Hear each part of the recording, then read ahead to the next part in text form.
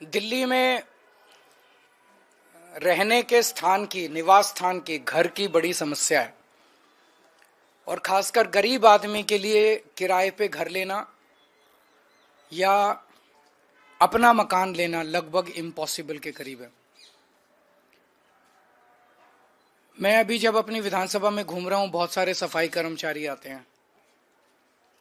सफाई कर्मचारी जब रिटायर हो जाता है, जब तक रिटायर होता है तब तक तो उसे सरकारी निवास मिल जाता है, लेकिन जब रिटायर होता है तो वो लगभग सड़क पे आ जाता है। उसकी इतनी पेंशन नहीं होती कि उसमें वो किराए पे अलग घर ले सके, इतने पैसे नहीं होते, उसके पास सेविंग्स नहीं होती कि एक घर खरीद सके। मैंने कई ऐसे सफाई कर्मचारियों को देखा है जो रिटायरमेंट के बाद झुग्गी में अपना जीवन जीने के लिए,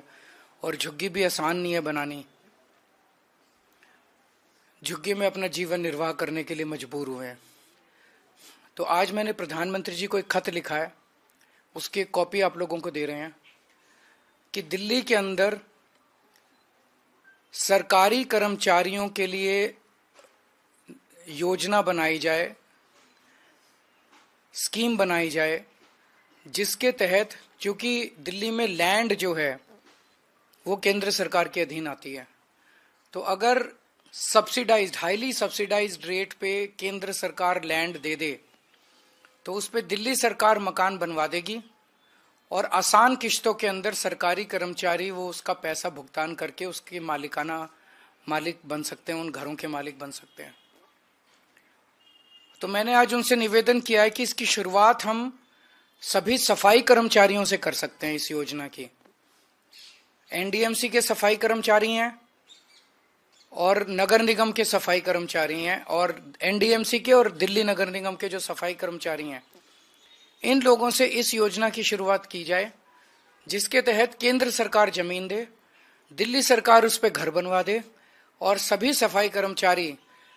आखिरी के अपने कुछ सालों में अपनी तनख्वाह में से उसकी किश्तें कटवा के, और जब तक रिटायर हों तो रिटायरमेंट में उनके लिए एक सम्मानजनक जीवन जीने के लिए घर उन लोगों को मिल जाए। मैं उम्मीद करता हूं कि केंद्र सरकार इसके लिए राजी होगी, प्रधानमंत्री जी इसके लिए राजी होंगे, क्योंकि गरीबों के बारे में है। तो पहले सफाई कर्मचारियों से इसकी शुरुआत करते हैं। एक बार ये शुरू हो गई स्कीम तो फिर अन्य कर्मचारी, सरकारी कर्मचारियों के लिए भी इसको लागू किया जा सकता है। तो ये बेहद कल्याणकारी, जैसे प्रधानमंत्री जी ने कहा कि दिल्ली की कल्याणकारी योजनाएं लागू रहनी चाहिए, तो नई नई कल्याणकारी योजनाएं भी लागू होनी चाहिए। ये एक नई कल्याणकारी योजना मैंने आज प्रधानमंत्री जी को भेजी है।